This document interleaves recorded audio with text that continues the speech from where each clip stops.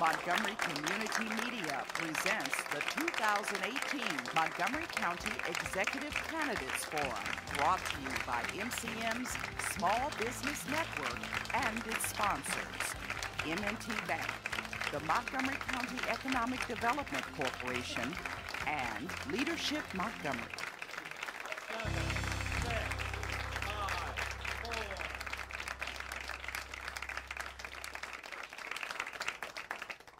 Good evening and welcome to Montgomery Community Media's Small Business Network presentation of Montgomery County Executive Candidates Forum.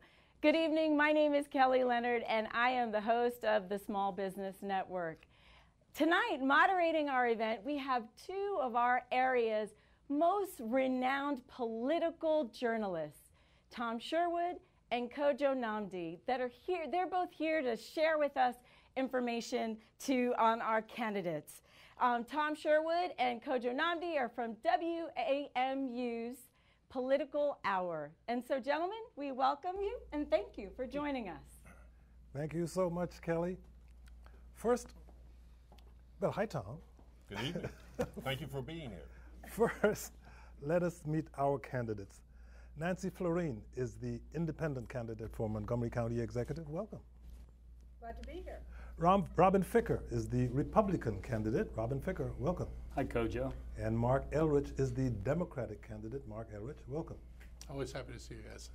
Each candidate has been allowed 1 minute for an opening statement. During the course of the discussion, the time allowed for candidate responses will be 1 minute, 30 or 15 seconds, depending on the nature of the question. So let's start with the opening statements. First, you, Nancy Floreen. Well, first of all, thank you for letting me join you tonight. I am really excited about being able to bring my 16 years of proven leadership on the council and over 30 years of community service to leading this county forward. This is a great time for Montgomery County, but I'm focused on bringing us economic prosperity, focusing on expanding our tax base so that we're going to be able to keep taxes down, to allow our seniors to age in place, and most importantly, support our jewel in the crown, MCPS. That is our definition of Montgomery County, moving forward, supporting everyone, and helping everyone to be successful. I have a great vision for how we can grow, how we can support regional transit and roadways, how we can bring a four-year university to the Montgomery County, and how we can be the best we can be. And I look forward to this conversation tonight. Thank you very much. Now, the Republican candidate, Robin Ficker. If you're an average homeowner, I've saved you $10,000 in property taxes. Let me explain. In 2006, 7, and 8, these folks increased the county budget 11%, another 11%, and then 14%. I had a question on the ballot which they strongly opposed to require a unanimous council vote for the council to exceed the inflation rate on property tax increases. It passed, and it stopped property tax increases in 2009, 10, 11, 12, 13, 14, 15. But in 2016, they found a way to get around it. These two folks were the two deciding votes for an unnecessary 9% property tax increase. As county executive, I'm not going to give you any property tax increases over the rate of inflation for 4 years. They are certain to give you such an increase. And now the Democratic candidate, Marc Elrich. So thank you everybody for coming out here tonight and everybody who's watching at home. I'll tell you a little bit about myself. I was born in D.C. and moved to Montgomery County about 1960. I'm a product of Montgomery County schools. My kids went to Montgomery County schools. My grandkids, have been in Montgomery County schools. And I'm interested in how we move this county forward. This is the 21st century, and we need a 21st century county. And if we're going to be successful, and if we're going to do the things we want to do, you can't do it with the worst transportation in the area. You can't do it with a backlog of $1.5 billion in school construction. You can't do it when you can't close an achievement gap that's been with this county since we integrated our schools in the 1960s. So I believe we have to address those problems. These are complex problems. They're not simple problems. You're not going to solve them with one bullet. And I think I'm the candidate to do that. I was the leader on bringing bus rapid transit to the county. I was the leader on the minimum wage. And I hope to answer lots of questions tonight. Thank you all. And now, Tom Sherwood. Let's take a 15-second question. First, Ms. Floreen first. During this campaign year, a congressional candidate has had chemotherapy. The House Speaker has had heart surgery. Governor Hogan has been treated in the past for lymphoma. Briefly tell us, what is the status of your personal health? Pretty good. I am a breast cancer survivor. And my usual physical activities of doing a lot of biking through the region have been constrained by the campaign effort. But I do think my health is in fine shape. Mr. Ficker? I'm in great shape. For 40 years, I ran the stairs at the University of Maryland Cole Fieldhouse almost every day. Over 6 million stairs altogether. I have a rowing machine in front of my TV. I don't watch you on TV Thank you very unless much. I'm rowing. Thank you very much. Mr. Elrich? I'm healthy, and I have exercise equipment in my office and at home. I only wish I had the time to get on it. Right now, you know, the rigors of this campaign, I think, are pretty exhausting, but I've been in fine health. Most people get their exercise dusting their machines. All right. Question for a minute, starting with you, Mr. Ficker. Each of you have said you will not raise county taxes if you are elected county executive. Given the chance for a recession or increasing county costs, how can you responsibly rule out new taxes? And does that also include no new or higher fees? 1 minute, Mr. Ficker. Well, I would like to repeal the tax on paper bags. I would like to repeal some of the speed camera taxes on cameras in non-school zones. My opponents here reached into the health benefits fund of $1 billion and took out $75 million to balance the budget this year. They've increased the county debt 5 times the rate of inflation. And we have Kerwin coming down the pike, which is going to try to take $100 million of Montgomery County state education funds. I'm going to work with my friend Larry Hogan, and we are going to make sure we bring home the bacon to Montgomery County, which these folks have not been doing for the last 12 to 16 years. And does that include no higher fees other than those already scheduled? Yes or no? I've never met a higher fee that I liked. Good. I'm not raising taxes and I'm not raising fees. I think that Montgomery County has some opportunities to do some things differently.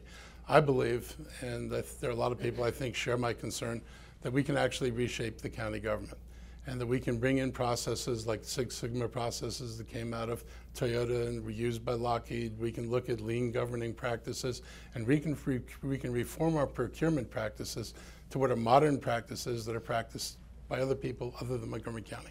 I think we can do this, and I think there's an absolute necessity to do this. I agree with your conjecture that there may well be a recession, and my goal is to try to lean out the county enough that we have some space so that if a recession does occur, we have options.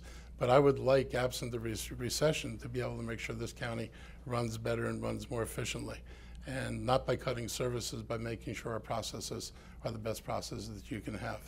Thank you, Ms. Floreen. I was council president in 2010 when we were in the recession, and it was awful. We had to, employees' benefits and compensation were cut, at least for the county side. We had to cut back services, cut back library hours, cut back all sorts of things. And to make it through, I think we had to borrow money from the school system, frankly, to pay our bills. I'm very sensitive to that issue, and what we need to do, and one of the major reasons I'm in this race, is the need to expand the tax base, because that is the only way that's going to carry us through. I am worried about the future. Are we going to have the economic growth that's going to support the jobs that our people need, that our kids need, and that our tax base needs? Are we going to have the investment that makes that possible? We need to create a positive climate for people to add money to our tax base so that we can all prosper and pay our bills. At the end of the day, that's what's most important to everyone. Can I rebut that, Tom? No, sir. I'll stick with you, Nancy Floreen, and this question you can answer in 30 seconds. You You've received what some people feel is the coveted endorsement of the Washington Post. What do you think that does for your campaign as an independent in a county dominated by Democrats? Well, it was a really nice birthday present, I will tell you that. The Washington Post has had a long-term vision for Montgomery County. I'm honored that they found that I'm the one to lead us forward. Let's talk about the specifics of that, Marc Elrich. In its endorsement of Nancy Floreen, the Washington Post called you the county's, quote, foremost opponent of business and growth for more than a decade. How do you respond, and how will you bring jobs and economic opportunity to the county? This is a characterization that has been made of you quite frequently, so I'm going to give you 60 seconds, a minute to respond. Okay, so first of all, I've not been an outstanding opponent of business. I haven't voted for anything that Nancy hasn't voted for that the business community has been upset about. We have an identical record on upsetting the business community. I have not been a fan of growth without infrastructure. I have not opposed the square footage, for example, in Bethesda. My issue was no transportation, being told that it would be 15 to 20 years before the transportation was in balance. People were promised parks. There was a fee that in no way is going to produce the parks that are promised, and there's no solution to schools. And I could go master plan by master plan and show you where the council changed the rules so things passed the tests. That's not the way I think you go forward. I'm not against bringing development to the county. I'd love to have development in the county, but it's got to come with the infrastructure that's necessary to support it. I think that's what most residents want. That's what I hear from most people. People don't tell me knock down the square footage. They tell me make sure that you can drive here, they can get their kids to the parks, and make sure there's room in the schools. Robin Ficker, you got 30 seconds. The Washington Post was quite dismissive of you in its editorial, saying that you are better known for heckling at Washington Wizards games. Actually, I think that was when they had another name. But it also said that you have run for election on many occasions and never won. I know you have run 20 times and you have only won once. What's going to be different this time? 30 seconds. The Washington Post and these two tax increase specialists besides me opposed term limits. I got term limits through. It got 300,000 votes, 70% of the vote. It won in 253 of 257 precincts. That was a vote for change, not a vote to promote those that have been on the council way too long. Tom Sherwood. Ms. Floreen, let's stick with development, which is second only maybe to transportation itself. You are being supported by an independent group called County Before Party. You have no control or say of what that group does, but it is saying that people should vote for you, and even your own ad talks about your having been a Democrat. Are Senators Van Hollen and Cardin, who've endorsed Mr. Elrich, are they putting their party ahead of the county? How important is this development issue for you? It seems to be the centerpiece of your administration effort. 1 minute. Okay. Well, I'm certainly not How do you differ talking with about development. I'm talking about economic growth that means jobs, people who employ people. That's the focus of the conversation I think we need to have more aggressively and broadly, and encourage investment by those businesses, by those employers in Montgomery County. At the end of the day, everyone wants a great job. Everyone wants economic opportunity. This is about development, frankly. This is about our future. The folks who've supported my campaign are folks across the county, far and wide. It's nothing to do with building buildings. And let me say, you need to build the infrastructure to support all that. We needed to build the ICC. We needed to build the Montrose Parkway. And roads as well as transit. You have to have a balanced approach, and you can't keep arguing about this stuff. You have to make it happen. Mr. Ficker, development, what is your position on providing the jobs and the development that people say they want in the county? I went out to Amazon HQ1 and talked to 50 Amazon employees to find out what it would be like to bring Amazon HQ2 here. I went out on my way. They want freedom. They don't want regulation experts. They don't want tax increase experts. And Jeff Bezos and I are going to be very good friends. We're going to expand the businesses, all the concomitant businesses that come with Amazon. I've run 2 small businesses, a law office for 40 years, a real estate brokerage for 10 years. I know what it's like to meet a payroll. I haven't taken $1 million in public salary from Montgomery County government and resulting in a government that really isn't progressing. And from 2011 to 2016, the Washington area got 14,000 new businesses. Only 6 landed in Montgomery County. These folks who live near the Discovery Channel saw it run away from them. We lost those jobs. Mr. Elrich, development growth in the county is a key issue, particularly between you two. How do you differ most? You said you've voted essentially the same over your careers. How do you differ with Ms. Floreen? So I think this is a good point of difference. What I've argued about is the density in master plans without the infrastructure. But the buildings don't come. We've had 10 million square feet of empty Class A and Class B office space in this county for almost as long as I've been on the council.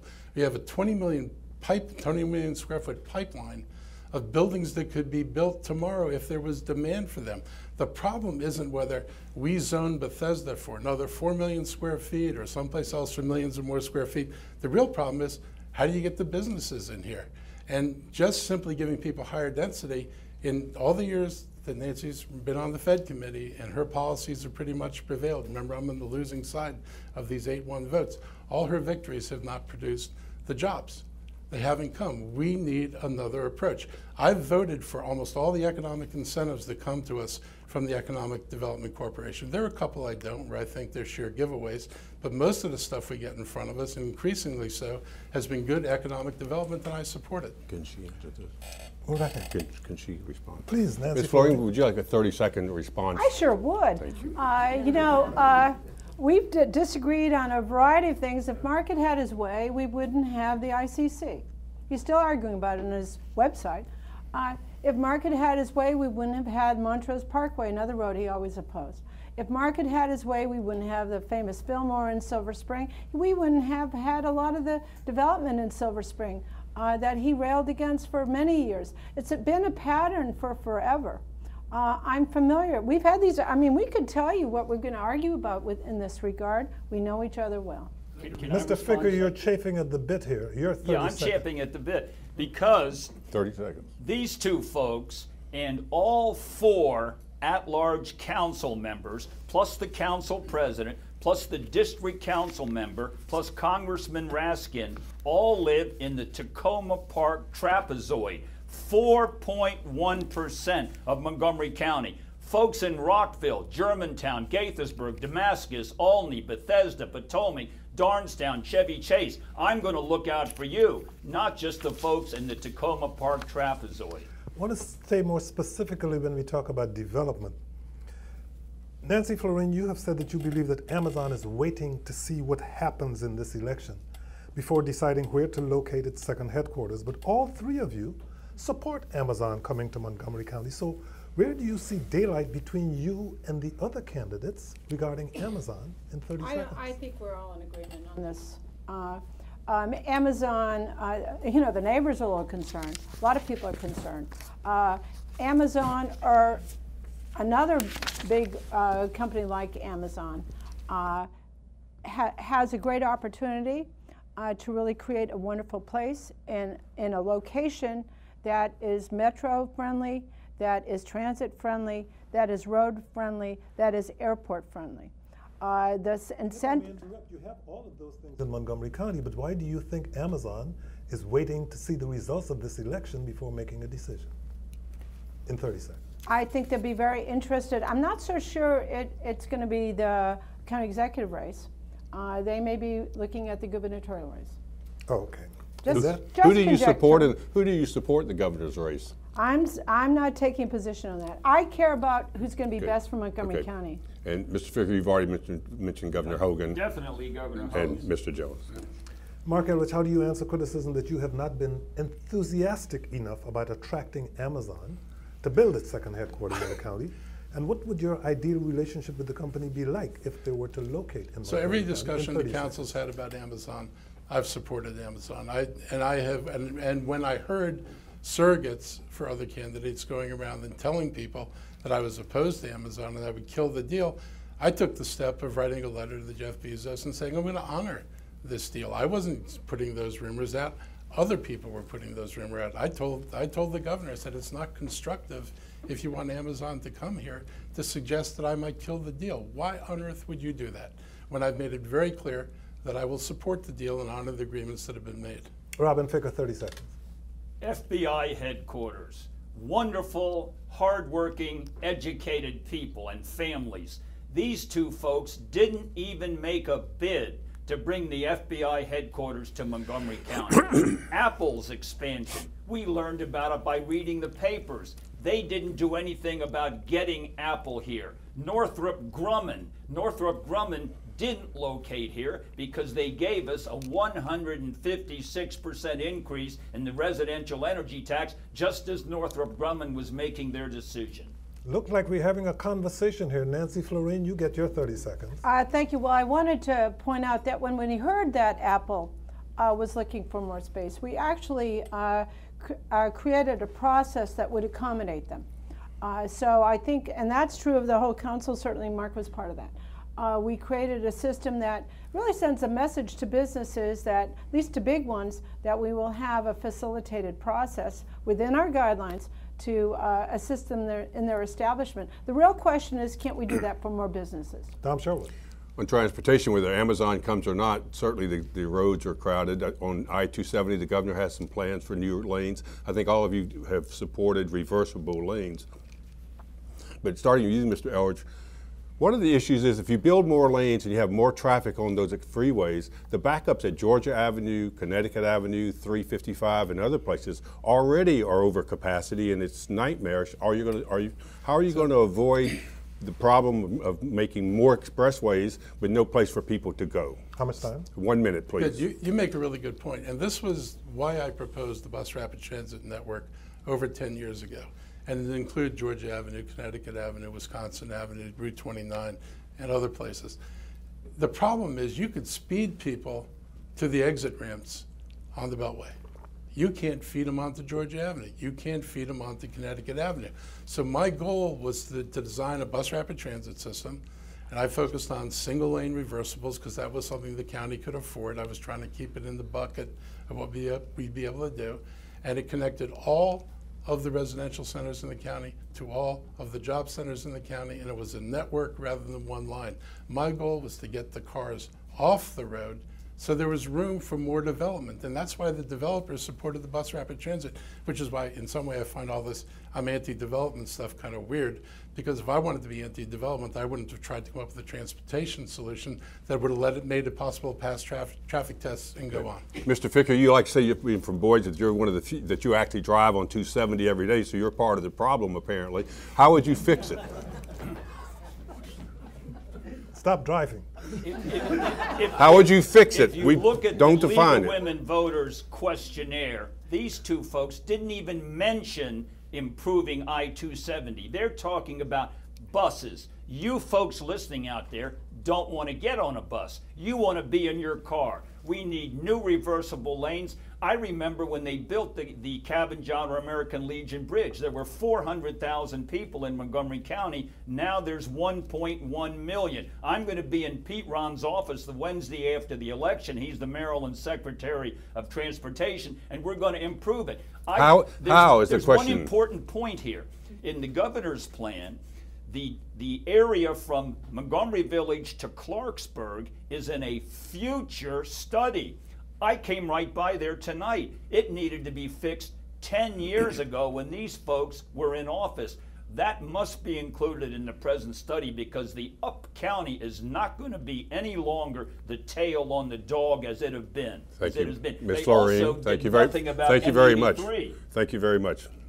The transportation problems are enormous. There's no question about it. You got to remember, we don't have the local infrastructure to support I'm asking a lot how of you travel, would fix it. and that's why so many people use 270 and the Beltway as local roads. Right. That's part of the problem. These are interstates. Remember, that's why I really think we need to think bigger. We do need to think regionally. We need to have a more coordinated approach to transit and and our transportation solutions, working with our neighbors. Why can't we have something like what Northern Virginia has? Our neighbors in other parts of Maryland, the Northern Virginia Transportation Alliance is a far more aggressive approach to looking at how we fund this stuff and make it happen. Buses? It's certainly true that there's no one simple solution, but we've got to be creative. What about electronic lanes? There are new ways to think about moving people that I think have to be on the table as we move forward. But it's got to be a coordinated effort, and it can't stop at our borders.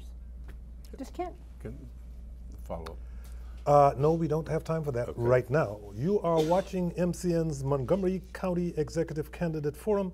When we come back, we will have questions from the audience after this.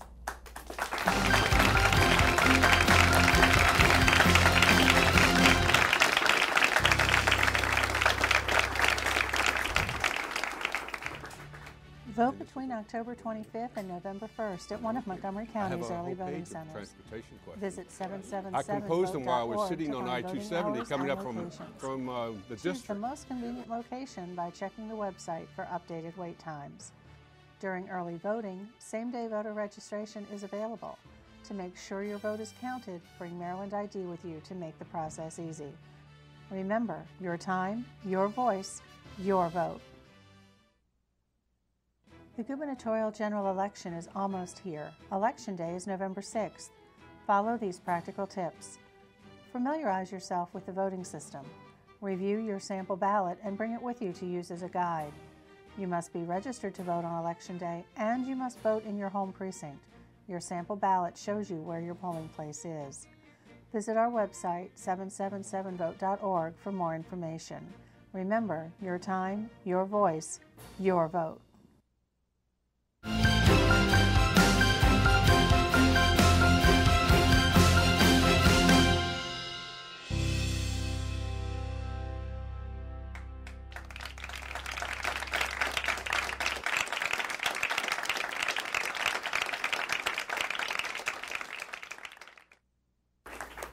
Welcome back to MCM's Montgomery County Executive Candidate Forum. I'm Kojo Nnamdi with Tom Sherwood. Now, we'll have some questions for the candidates from our studio audience, presented by MCM's Kelly Leonard. Kelly.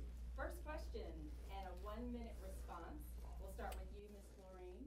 How do you define leadership? I would define leadership as the ability to listen to everyone from all sides of the equation, to do your best to find a solution, but to make a decision and to move forward. Sometimes you have to make very hard decisions, decisions that make people unhappy, but you have to do the best for the greater good many times.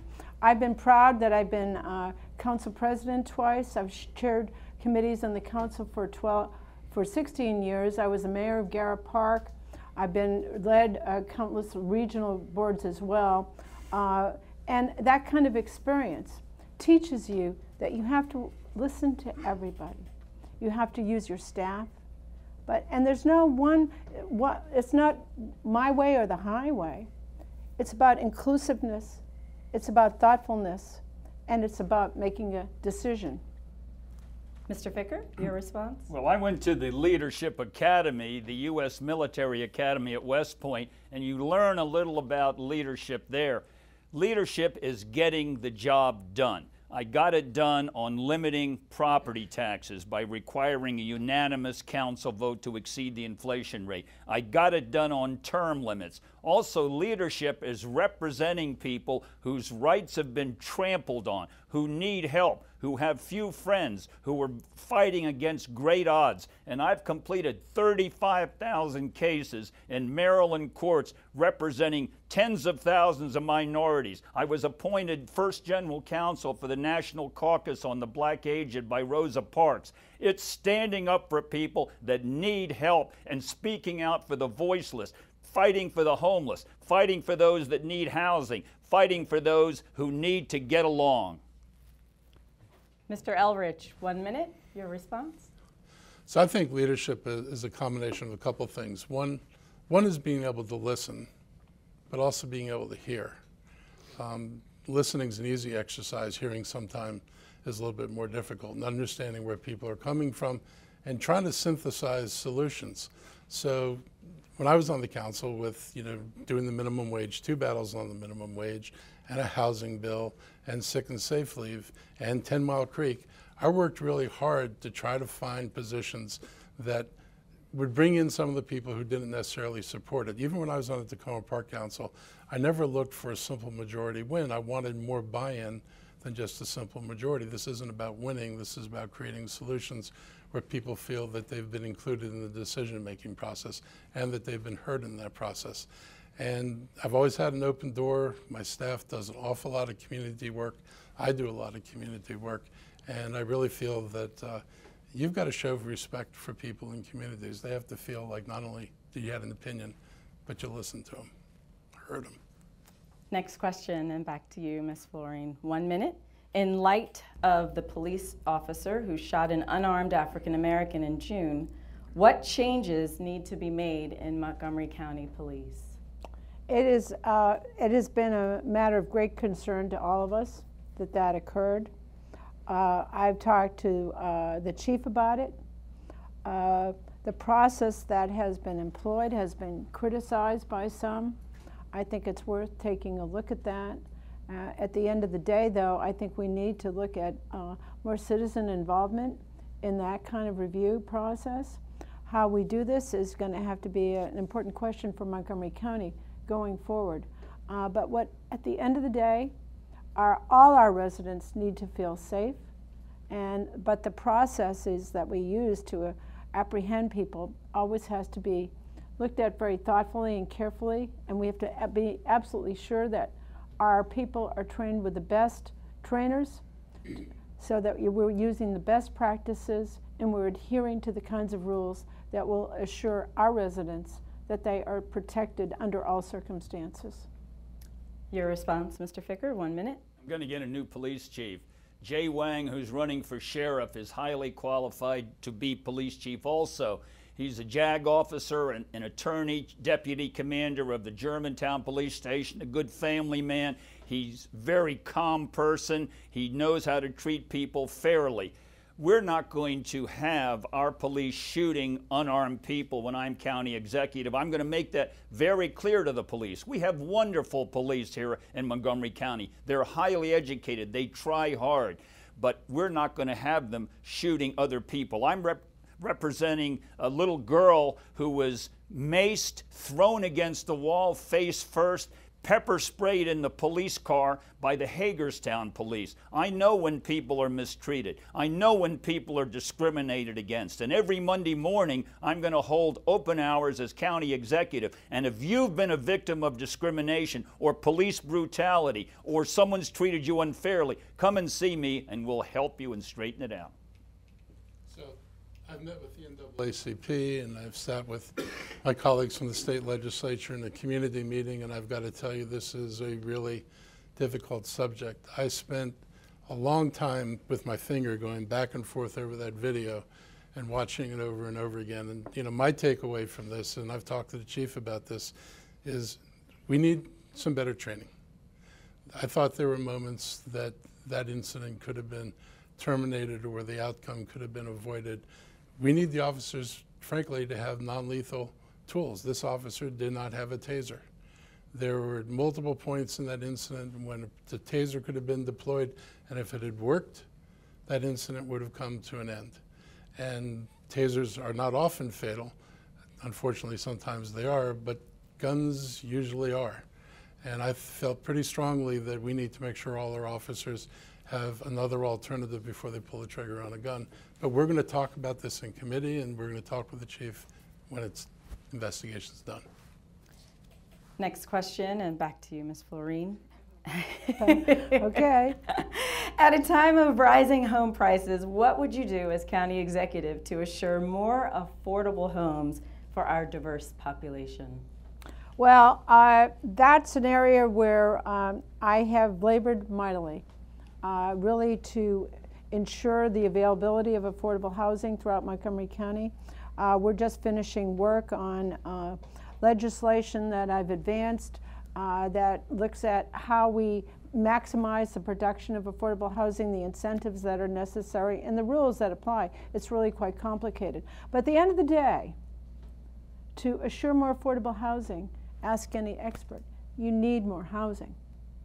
The only way we can ensure that housing is protected in terms of its price and its availability to people of more modest means is to have controls in that new housing that will generate that resource. At the end of the day, we have a huge housing demand in the Washington area.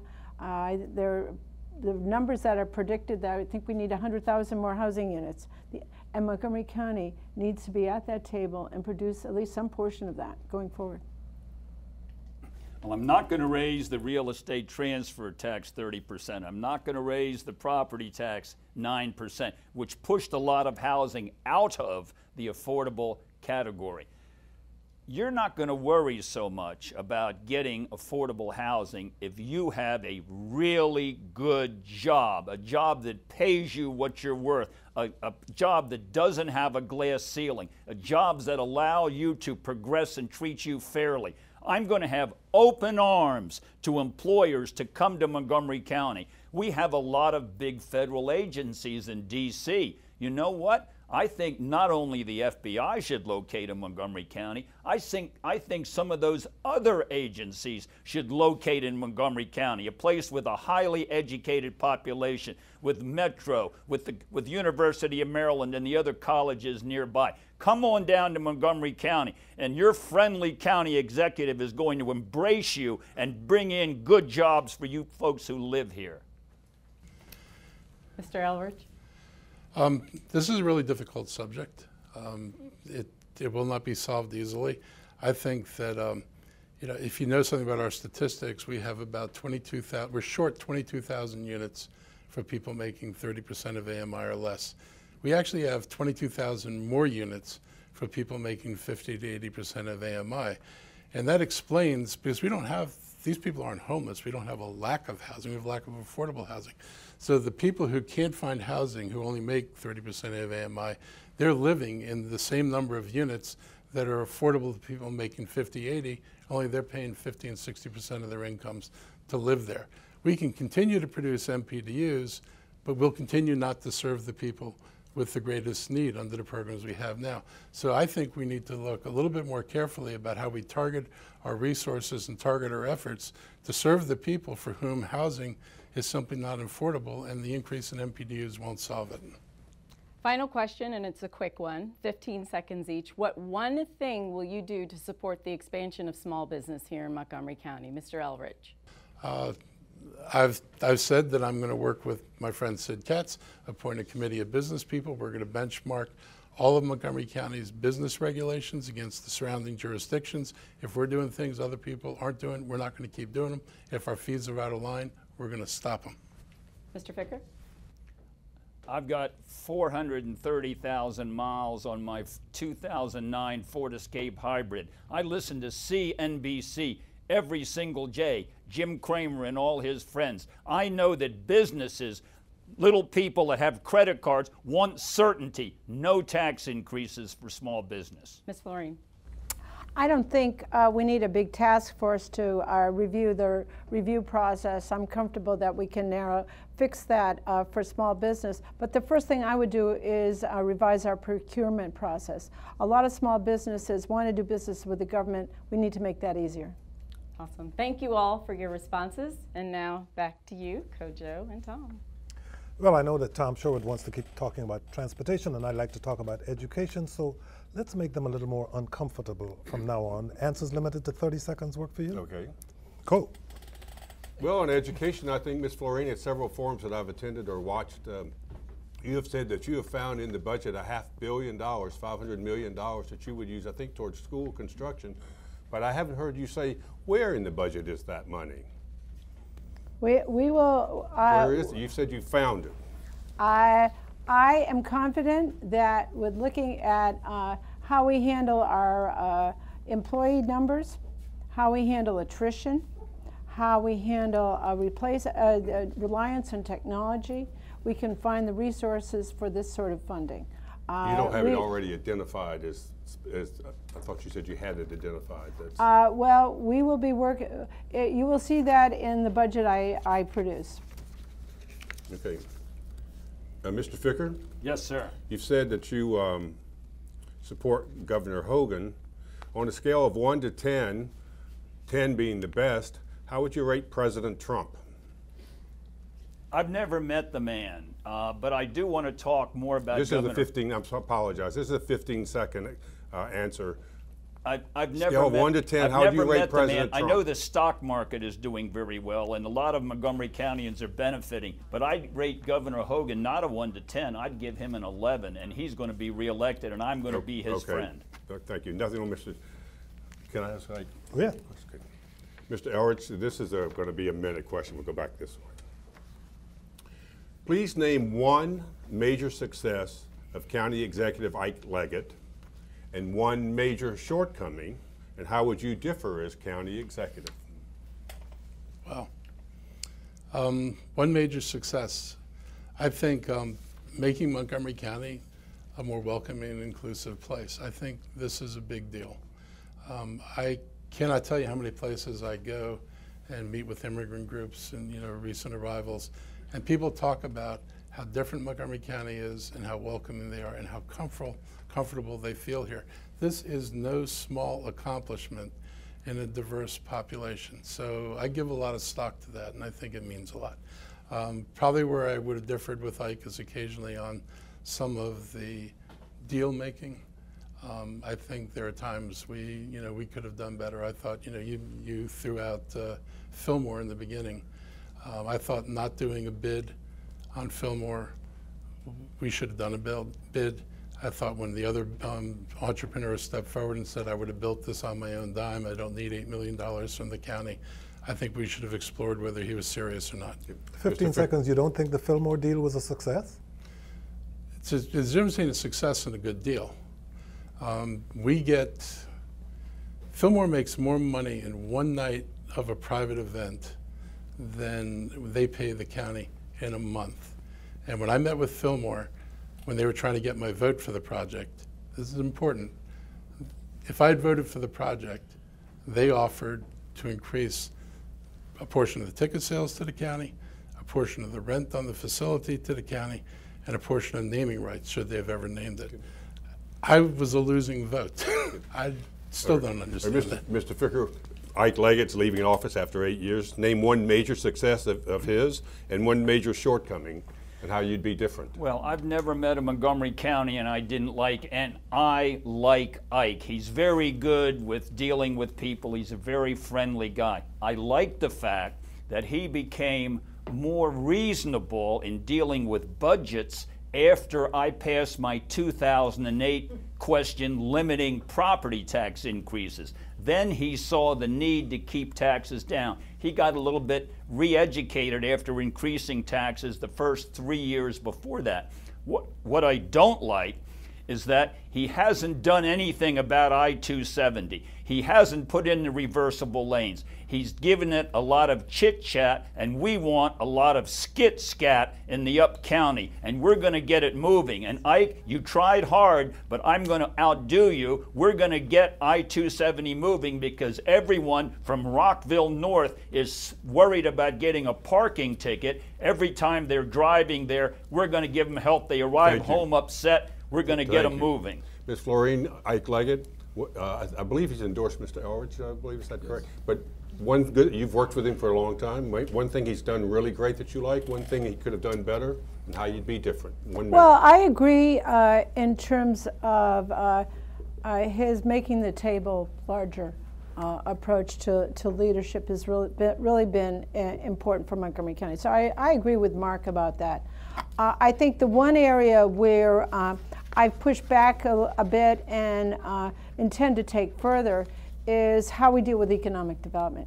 That we had a certain battle in terms of getting, I led the charge to create the Montgomery Business Development Corporation, which was the predecessor of our current Economic Development Corporation, that the council supported, which is to privatize how we handle that and to move it more aggressively forward. This was not What we learned during the recession is that we had to understand that economic development and prosperity was not going to come from federal contracting or federal jobs, but was going to come from us, our people, our businesses, and our private sector investment. So that's where I'm going to be focusing going forward. Ms. Floreen, the county school board is aiming to shift the way school district boundaries are drawn in order to better racially integrate public schools, but not all parents are happy with that idea. Do you support the redistricting plan, and do you have any other plans for narrowing the achievement gap? You have a minute. Those aren't easy questions to resolve. There's a lot of community uncertainty about what that translates into in terms of community expectations. I think it's a big issue. I think communities, particularly on the eastern side of the county, feel that they do not get the right resources, they do not get the support that they need, and that schools on the other side of the county do.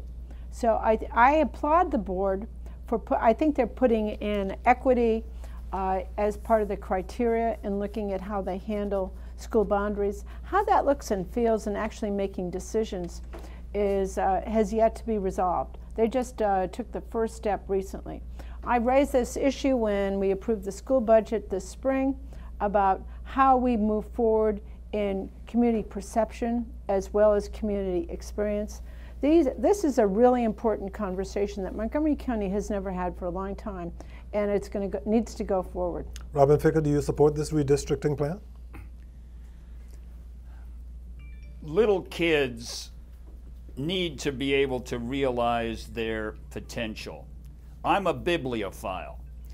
I believe that we're not making use of our libraries. A child that spends a lot of time in the libraries on weekends and evenings, he succeeds. It's the kids that don't spend time in the libraries that I'm worried about. But allow me to interrupt. What does that have to do with the shifting school boundaries and racially integrating That has to do with the schools? achievement gap, which you mentioned earlier, okay? These folks have been working on the achievement gap for 12 years, 16 years, and haven't narrowed that achievement gap at all.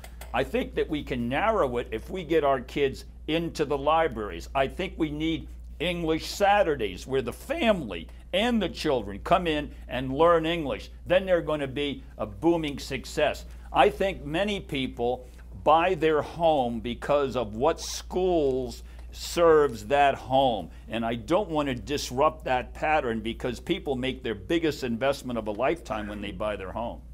Marc Elrich, school board aiming to shift the way school boundaries are drawn in order to better integrate public schools and the achievement gap. So they don't actually have a plan.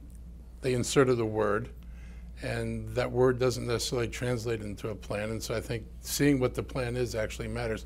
I grew up when Prince George's County and Montgomery County were both integrating the schools. Montgomery County took a very peaceful, sensible path. A very hostile school board in Prince George's County did busing that infuriated everybody on both sides of the issue by basically cross-counting people as far as they possibly could to upset as many people as possible, which led to the tax rebellion in Prince George's County. I think it's important that they deal with this issue. I've looked at the maps, and there seem to be lots of opportunities where you've got schools that have capacity very close to schools that are over capacity, and I think there are creative ways of doing that. But if I was going to close the achievement gap, I'd really focus on early childhood education. This is something that actually matters. You've got about half our kids entering kindergarten 2 years behind, which at the age of 5 is a problem. That's where I would go for my big investment. Tom Sherwood. Mr. Ficker, a question to you, 30 seconds. In the debate last week when Nancy Floreen was critical of your temperament and your legal background and all of that, I believe I heard you clearly say, see how nasty she is? And I'm just wondering, was that an appropriate thing to say in a forum? Well, I will say this, an independent has never won an election in Maryland. I think that she was unpleasant that particular day, and perhaps I could have used a kinder, gentler word. I'm going to have half my cabinet female so that we have a kinder, gentler, smarter county. Okay. On immigration, I'll start with Ms. Floreen. Is there anything you want a response to that? I mentioned it. Montgomery County has identified $370,000 to support the efforts to provide legal representation for low-income immigrants and children facing deportation proceedings. What more should the county do? Well, I think our fundamental commitment to our residents is to provide an environment where they feel safe, where they feel secure, where they can find economic opportunity. That's why people come here. If I may interrupt, yes, that's the goal. How do you get there? Well, the way you get there is you provide resources to, and we already have a fair amount of ESOL support. We have a fair amount. I actually led the charge to organize our workforce training programs better so that people would be assisted in getting trained for jobs that actually exist. And the focus really needs to be creating an environment where people can succeed. The deportation issues are terrible. The breaking up of families is so distressing. People in this county need to feel safe and secure, not like they're about to be taken away. Mr. Ficker, what would you do beyond this small program to help immigrants in this county? Well, I'm in court every day. I've represented hundreds and hundreds of immigrants. Oftentimes there's a bias against immigrants. They're falsely accused. There's a prejudice against them. They're not given the benefit of the doubt. There is a gross misunderstanding of the immigration laws and requirements, not only among my fellow attorneys, but certainly among the general population. And I would open up Germantown, Rockville, and Tacoma Park, Montgomery College, and have a broad educational program for everyone in Montgomery County who wants to take the trouble to come, and we could televise it using this TV station so people can be educated as to what they need to do to try to comply with the immigration laws, to help those that need to comply, and to assist those who are having problems. We can get them the proper documents just like we do for driver's licenses, etc. We don't have a great deal of time left. Mr. Elrich, is there a question that you would like to put to Ms. Floreen that has not been asked in this debate, in this forum so far? I think you've asked most of the questions. I guess, I'd like to know what my radical ideas are that I keep getting accused of having Ms. Floreen, 30 seconds. Views. What are his radical What have I done? Well, Mark, we've spent a lot of time together over the years, haven't we? Indeed. In fact, I've known Mr. Elrich probably for 30 years since I was on the planning board. And what I will tell you, and he'd probably say the same about me, we haven't changed. Mark has consistently found reasons to oppose things, to say no, as he alluded to with Mr. Leggett. He didn't like the deals he cut. Well, at the end of the day, the county executive has to lead, has to cut deals, has to move us forward. And that's why I'm in this race. Having known him for such a long time, is there possibly any question that you would like to ask him that you haven't before? I know quite a bit about Mr. Elrich. I'd say, why do you always oppose roads? Because most of the roads that are needed in the county have been built. And in the down county, where most of us, I said most, Robin, in the down county where we live, you're not putting another road in to add to Wisconsin Avenue. You're not doing it on Connecticut Avenue. You're not doing it on Georgia Avenue. You're not doing it on University Boulevard. So we're in an era where we need to move toward transit. And I think most people generally recognize you're not going to knock down global warming. You're not going to make space on these roads unless you move toward transit. There is no road solution down county. When you keep arguing about providing infrastructure, we need to provide infrastructure. The Montrose Parkway East is on our master plan. M83 is on our master plan. The ICC was on our master plan. We allowed large communities to be constructed, and then, no, we have to fight everything because some of our community members don't like the idea of these things occurring. At the end of the 30 day, seconds, we Mr. have Elrich. to Mr. leave. Ficker, you're going to have to respond in your closing statement. No, that's not equal. We're almost out of time. So I'm not relitigating the past, but I will say I didn't run on the end gridlock slate claiming the ICC was going to end gridlock, or anything you were going to do over the following years was going to end gridlock, and then come on the council and say traffic doesn't matter, I don't like traffic tests, and we shouldn't be doing these tests. The ICC didn't solve anything. And I think most people, and nor did it bring economic prosperity to Montgomery County. Time for closing statements. Ms. Floreen, I'll allow you to go first. How much time do I have? 1 minute. 1 minute. 1 minute, okay. Well, first of all, thank you very much for allowing us to have this conversation. It's really important to talk. I was so honored to receive the endorsement of the Washington Post. I have long been a community leader. I have a vision for Montgomery County, and that vision includes an economic opportunity, creating an environment for economic opportunity for everyone, for encouraging investment so that we can keep our taxes down, so that our schools can succeed, so that our seniors can age in place. I have a vision for being creative, for unleashing our potential. We need to talk about the future. That's key to our success. We have to give people hope. We have to create the opportunity for economic achievement, for entrepreneurship, for creativity. That's who Montgomery County is. I look forward to everyone's support going into the general election. Mr. Ficker. The Washington Post editorial board is a group of tax increase specialists just like my two opponents.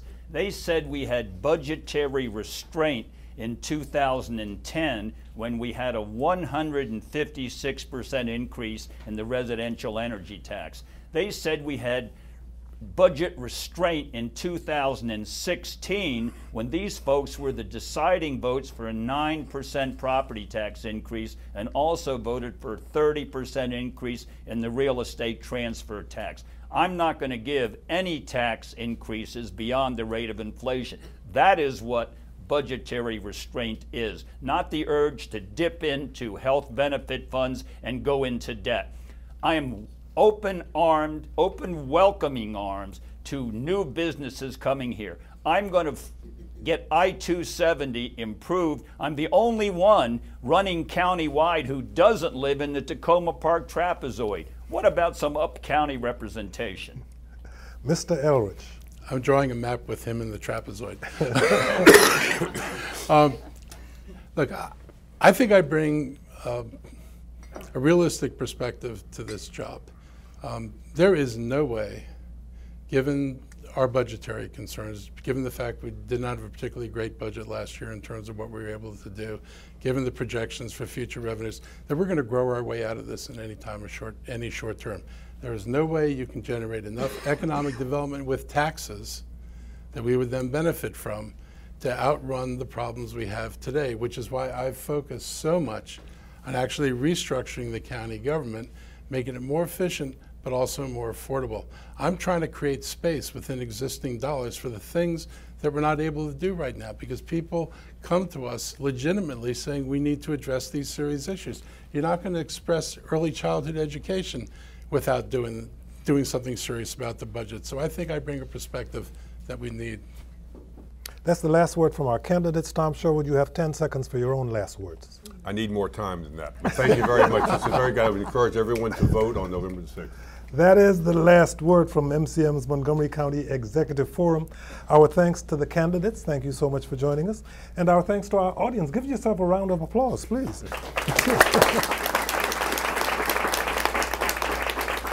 And now over to Kelly.